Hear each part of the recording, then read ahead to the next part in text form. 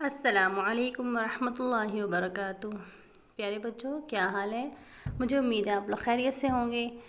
آج ہم آپ کے لیے لے کر آئے ہیں ایک نیا سبق جس کا نام ہے حرکت زیر۔ کیا نام ہے؟ حرکت زیر۔ جیسے ہم نے صبر کے سبق میں پڑھا تھا، ایک ٹیڑھی سی لائن حرف کے اوپر ہوتی ہے، اس کو زبر کہتے ہیں۔ اسی طرح سے ایک ٹیڑھی سی لائن حرف کے نیچے آتی ہے تو اس کو ہم زیر کہہ دیتے ہیں۔ ٹھیک ہے؟ بہت آسان سی بات ہے۔ اوپر لائن آئے گی تو زبر، نیچے لائن آئے گی تو زیر۔ اوپر لائن آئے گی تو زبر اور نیچے لائن آئے گی تو زیر۔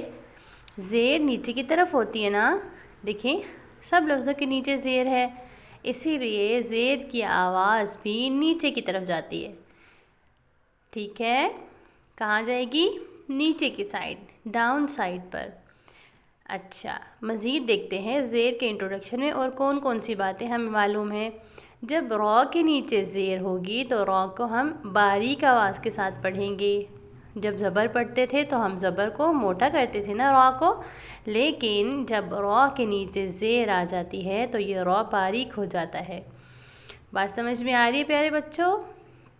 چلیں الحمدللہ۔ اس کے علاوہ جب الف کے نیچے زیر آ جاتی ہے تو الف کو اب الف نہیں بلکہ حمزہ کہیں گے۔ ایسے حمزہ، حمزہ زیر ای، حمزہ زیر ای۔ ٹھیک ہے؟ یہ حمزہ کی آواز دیتا ہے نا، اس لیے ہم اس کو حمزہ کہیں گے۔ زیر کو کبھی بھی لمبا نہیں کیا جاتا۔ بی ایسے نہیں پڑھنا، تی ایسے بھی نہیں پڑھنا، یہ لمبی آوازیں ہیں اور زیر کو ہم نے لمبا نہیں کرنا ہے۔ اور اس کے علاوہ اتنا بھی جلدی نہیں پڑھیں گے کہ زیر میں جھٹکا آنے لگے۔ جھٹکا کیسے ہوگا؟ جیسے ہم کہہ دیں جلدی سے بی تو یہ بھی غلط ہو جائے گا۔ بی بھی نہیں پڑھنا، تی ایسے بھی نہیں کہنا اور لمبا بھی نہیں کرنا، بی تی ایسے بھی نہیں بولنا۔ ٹھیک ہے؟ ہم نے کیا کرنا ہے؟ زیر کی آواز کو نارمل میانہ روی کے ساتھ پڑھیں گے، درمیانی آواز کے ساتھ۔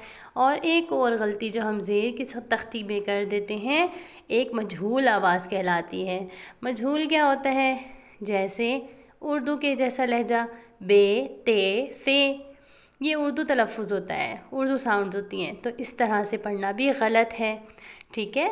تو ہم نے زیر کے سبق میں 3 باتوں کا خیال رکھنا ہے: آواز کو لمبا نہیں کرنا، جھٹکا نہیں دینا اور مجہول نہیں کرنا ہے۔ ٹھیک ہے؟ تو یہ مختصر سا انٹروڈکشن تھا زیر کی تختی کا۔ مجھے امید ہے آپ لوگوں کو یہ سبق سمجھ میں آ گیا ہوگا۔ انشاءاللہ نئے لیسن کے ساتھ ہم آوازوں کے ساتھ آپ کے ساتھ ملیں گے۔ السلام علیکم ورحمۃ اللہ وبرکاتہ۔